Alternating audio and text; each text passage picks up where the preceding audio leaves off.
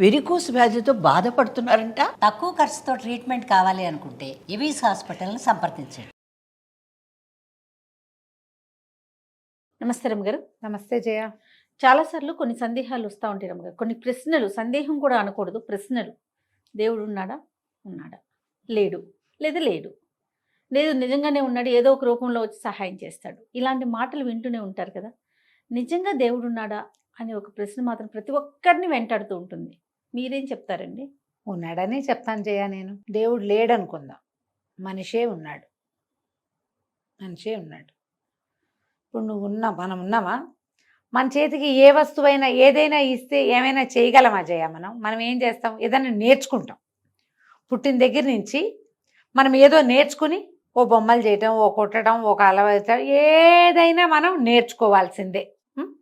నేర్చుకుని ఏదైనా చేస్తాం. మనం ఎన్ని చేయగలం? ఎవరైనా ఒక మనిషి ఎన్ని రకాలు చేయగలడు? మనిషికి లిమిటేషన్ ఉంది కదా. అంతేగా. వాడి శక్తికి, వాడి యుక్తికి, వాడి మృత్యుకి కూడా ఒక ఇది ఉంది. అవునా? ఇప్పుడు మరి ఇలాంటి మనుషుల్ని కొన్ని కోట్ల మందిని ఈ భూమి మీద ఎవరు పెట్టారు? దానంతట వాళ్ళే పుట్టారా? మనుషులు పుట్టారా? పుడతారా? అట్లా పుట్టుండొచ్చా? అసలు అవకాశం ఏది రమ్మగారు? ప్రశ్నకి ఆన్సరే లేదు కదా. ఏదో ఒక మానవాతీతమైన శక్తి దీన్ని చేసింది, దీన్ని డెవలప్ చేసి వదిలిపెట్టింది. ఆ మానవాతీత శక్తిని మనం దైవం అంటాం. మన బుద్ధి నిలవడానికి రకరకాల రూపాలు కల్పించుకుంటాం. ఆ రూపానికి గుణవర్ణన, ఇలాంటి గుణాలున్నాయి, సమస్త కళ్యాణ గుణాలు అతనికే ఉన్నాయని నమ్ముతాం. ఎందుకంటే మన మానవుల్లోనే, మనుషుల్లోనే ధైర్యము, పరాక్రమము, శౌర్యము, వీర్యము, దీంతో పాటే పిరికితనము, భయము, చాతకాంతనము, అసమర్థత ఇలాంటివి ఉంటాయి. ఈ వెనకాల రెండో చెప్పుకున్న నెగిటివ్ గుణాలు ఉన్నవాడు ఏమీ చేయలేడు. పాజిటివ్ గుణాలు ఉన్నవాడు అన్నీ చేయగలుగుతాడు. ఇంత చేసిన వాడికి పాజిటివ్ గుణాలే ఉండాలి. ఇంత చేయగలిగిన వాడు, మనలాగా నెగిటివ్ గుణాలు ఉంటే మనకి భయం అనుకో, ఒంటరిగా వెళ్ళలేం. అవును, మందులోనే ఉంటాం. భగవంతుడికి ఆ ఒంటరిగా వెళ్ళలేని గుణం లేదు, ఆ చేయలేని తనం లేదు, చేయగలిగే తనమే ఉంది. అతను ఎవరో ఆమె ఎవరో ఒకళ్ళు ఉండి, అతడు ఆమె కలిసే ఉండి, వాళ్ళిద్దరూ కలిసే ఈ ప్రపంచాన్ని సృష్టించారు. ఇందులో ఒట్టి మనుషులేనా ఉన్నారు? కాదుగా. ఎన్ని రకాల కీటకాలున్నాయి, ఎన్ని రకాల సరీసృపాలున్నాయి, ఎన్ని రకాల పక్షులున్నాయి, జంతువులున్నాయి. మనుషులు ఎన్ని రకాలున్నారు? ఒకే చెట్లు, చేమలు, పొదలు ఎన్నున్నాయి. ఒకే రకంగా కనపడే రెండు చెట్లకి వేరువేరు పువ్వులు, ఒకే రకంగా కనపడే మామిడి చెట్టుకి వేరువేరు రుచుల కాయలు. చెట్లే, ఒక వేప చెట్టుకి చేదుకాయ, మామిడి చెట్టుకి తీపికాయ, నిమ్మ చెట్టుకి పుల్లకాయ. అవునా? మరి ఇదంతా ఎలా కుదిరింది? మనిషి చేశాడా? ఇది చేయగలడా? అదే, ఏదో ఒకటి చేస్తాడు. ఒక మామిడికాయలోనే 400 రకాలు ఎట్ట చేశాడమ్మా మనిషి? ఏది నువ్వు చేయి. ఇప్పుడు ఏదైనా ఒక విషయం మనకి లిమిట్ ఉంది, అంతే. ఆ లిమిట్లెస్గా ఉండటమే భగవత్ తత్వం. అది భగవంతుడు అనేవాడు ఒక సాకార రూపి అయిన వాడుగా అనుకోకూడదు. తత్వం అది దీన్ని తయారు చేసింది, ఈ ప్రపంచాన్ని. నువ్వు ఏదో ఒకటి చేస్తావు, అంతా నేనే చేశాను అనుకుంటావు. కానీ నీ వల్ల కానిది, నీ చేత కానిది, నీతో అవనిది ఏదో ఒకటి ఉంటూనే ఉంటుందా? ప్రతి వాడికి జీవితంలో ఉంటుందా? ఏంటోనండి, సడన్గా అలా అయింది, ఎలా అయిందో తెలీదు. మిరాక్యులస్గా అంటాం.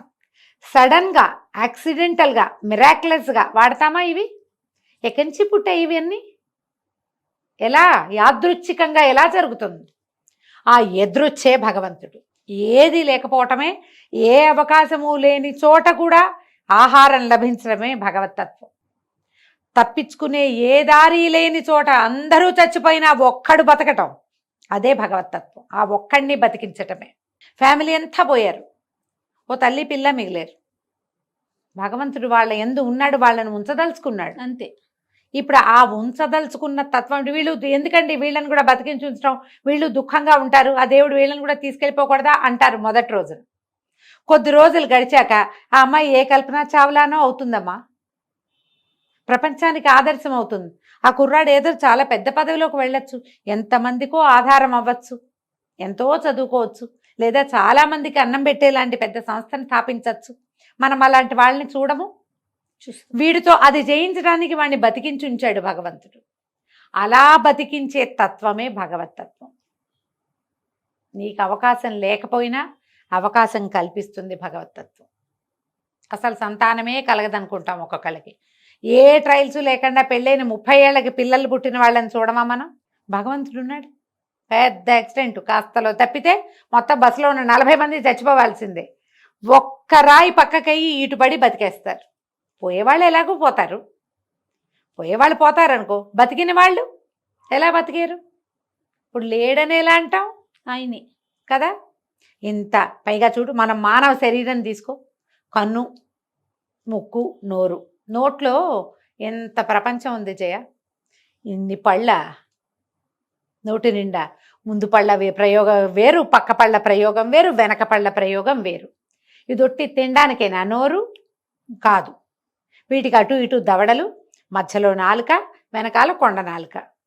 ఇది మనం తినడానికి, మన ఆహారం మనం నవ్వులుతూ ఉంటే అన్ని పక్కల నుంచి లాలాజలం స్ప్రే అయ్యి. ఈ సిస్టమ్ అంతా ఎక్కడదమ్మా? మనుషులు చేయగలమా మనం? అది ఎట్లా వచ్చింది? అమ్మ కడుపులోనే కదా రమ్మగారు ఇంతగా మొదలై ఇదంతా వచ్చేసింది. ఇంత అయిపోయాం. పైగా ఈ లోపల అతి మెత్తటి నాలుక, ఈ పళ్ళ మధ్య కరుకు పళ్ళు, ఎముకలు కూడా కొరికేసేయగలిగిన పళ్ళ మధ్యలో ఆ నాలుకని కదుపుతూ దాంతో ఎన్ని సౌండ్స్ తెప్పించాడమ్మా. మొత్తం అక్షరాలన్నీ నోట్లోంచే కదా పుట్టాలి. మామూలుగా మనకు అక్షర స్థానాలు చెప్తారు జయ. అకుహ విసర్జనీయానాం కంఠః అని మొదలవుతుంది. కొన్ని అక్షరాలు కంఠంలోంచి వస్తాయి, కొన్ని దంత్యాలు పళ్ళు తగిలి, కొన్ని తాలువులు దవడల వల్ల వస్తాయి, కొన్ని ముక్కు వల్ల వస్తాయి. మనకు తెలుసు కదా. ఇంత దాన్ని ఈ నోరు ముఖం అనే దాంట్లో పెట్టాడు భగవంతుడు.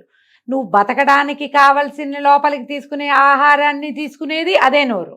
నీకు బతకడం కావాలని చెప్పడానికి చెప్పేది కూడా అదే నోరు. మనం చేయగలమా? ఇన్పుట్ అవుట్పుట్ ఒకే దాంట్లో దేవుడు చేశాడు. ఇప్పుడు అతను లేడంటావా నువ్వు? ఎలా అంటాం? ఇప్పుడు నువ్వు ఒప్పుకోవద్దు, నీకు ఒక సాకార రూపి వద్దు, ఇది చతుర్భుజ నారాయణుడు వద్దు, 18 చేతులు ఉన్నదో 8 చేతులు ఉన్నదో పులి మీదో సింహం మీదో కూర్చుని స్వారీ చేసే అమ్మ తల్లి వద్దు మనకి. కానీ నువ్వు, నీకు జీవిక, నువ్వు ఒక పదార్థం తింటే దాన్ని ఇంత తిప్పి తిప్పి తిప్పి తిప్పి దానివల్ల నీకు ఆరోగ్యము, రక్తము, నీకు కావాల్సినవన్నీ వచ్చి దాంట్లో ఉన్న తుక్కుని విసర్జించే అవకాశాన్ని నీకు ఇచ్చిన వాడెవడు? అతను లేడని నువ్వు ఎలా అంటావు? ఉన్నాడు. నువ్వు ఒప్పుకోక్కర్లేదు. నువ్వు ఒప్పుకున్నా ఒప్పుకోపోయినా, నీ నచ్చినా నచ్చకపోయినా, నీ పేగులు వాటి పని అవి చేస్తున్నాయా? ముక్కు దాని పని అది చేస్తుందా? హార్ట్ దాని పని అది చేస్తుందా? అవన్నీ పనిచేస్తాయి కదా నువ్వు ఉన్నావు. వాటిని పని చేయించేవాడెవడు? నువ్వైతే గ్యారంటీగా కాదు. మనమే మన గుండెని కదుపుకుంటామా? ఏ కిడ్నీ పని చేయని చెప్తామా మనం? ఎవరు? ఏంటది మనకు తెలుసా? ఆ తెలియని బ్రహ్మ పదార్థమే భగవంతుడు. నువ్వు ఈ రూపం ఒప్పుకోవద్దు, ఈ గుళ్ళోకి వెళ్ళకు, ఆ ప్రార్థన చేయకు, మానేసినా ఉన్నాడు భగవంతుడు. నీ ఒప్పుదలతో మాకేం పని లేదు. అంతే. వాటికి అక్కర్లా. ఆయనకు అసలు అక్కర్లేదు. భగవంతుడికి నీ ఒప్పుదల అక్కర్లా. నువ్వు జీవిస్తావు, ఆయన ఉంటే జీవిస్తావు. ఆయన వెళ్ళిపోతే శివం కాస్త శవంగా మారిపోతుంది. ఇప్పుడు ఎందుకు ఒప్పుకోవడం? నువ్వు ఒప్పుకోపోయినా జరిగేదే కదా. నీ హార్ట్ కూడా ఆగిపో అని నువ్వు ఆర్డర్ చేస్తే వింటుందా నీ మాట? ఆయన స్విచ్ ఆపేస్తే ఆఫ్ అవుతుంది. ఎవరో ప్రకృతి ఈ తయారు చేసిన వాడెవడో వాడు ఆపుతాడు ఆ స్విచ్. నువ్వు ఆపుకోలేవు. చూడు, నువ్వు ఆత్మహత్యకు ప్రయత్నం చేస్తారు, 2 పిల్లల్ని చంపేసి తల్లి కూడా దూకేస్తుంది, పిల్లలు చచ్చిపోతారు, తల్లి బతికిపోతుంది. ఏమిటి? ఎందుకు? ఆయన పిలవలేదు. అంతేనా? అంతే. ఈ పిల్లల్ని చంపేసిన దుఃఖంతో అది బతికుండాల్సిందే రాక్షసి. అంతే. ఈ చేసిన పాపం అలా బాధిస్తూ ఉండాలి. అంతే. ఆ స్విచ్ అక్కడ ఉంటుంది. నువ్వు ఒప్పుకోకపో, నీకు నచ్చని నచ్చకపోని, మా దేవుడు ఇలా ఉండాడు ఎలాగో ఉంటాడు అనుకో. నువ్వు అన్నీ నీ ఇష్టం, నువ్వు ఏదైనా అనుకో. నువ్వు అనుకున్నది ఏది కాదు. నీకు తెలియందే ఉంది ఇక్కడ. అంతే. అది నీకు తెలియక్కర్లేదు. నువ్వు ఒప్పుకోక్కర్లేదు. నిన్ను మాలాంటి వాళ్ళు కానీ ఇంకొకళ్ళు పెద్దవాళ్ళు కానీ నాలాగా 2 ముక్కలను మాట్లాడడం వచ్చిన వాళ్ళు ఒప్పించక్కర్లేదు. గంటల తరబడి పురాణ శ్రవణం చేయగలిగిన పెద్దవాళ్ళు కూడా నిన్ను ఒప్పించక్కర్లా. ఎవ్వరూ ఒప్పించకపోయినా ఇది తప్పదు, అది ఉన్నది, అంతే. ఎందుకు ఒప్పుదల కావాలా దేనికైనా? అక్కర్లేదు రమ్మగారు. అక్కర్లేదు. ఇప్పుడు మన అమ్మా నాన్న కావాలి ఉన్నారు అని నీ ఒప్పుదల అక్కర్లేదు.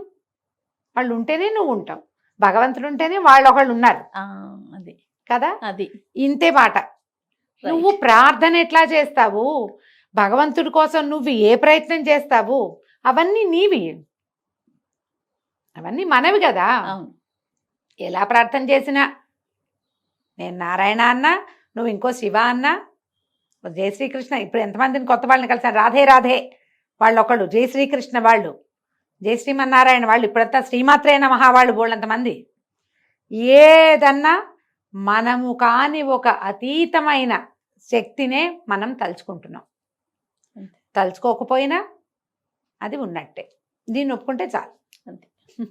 నమస్తే. నమస్తే.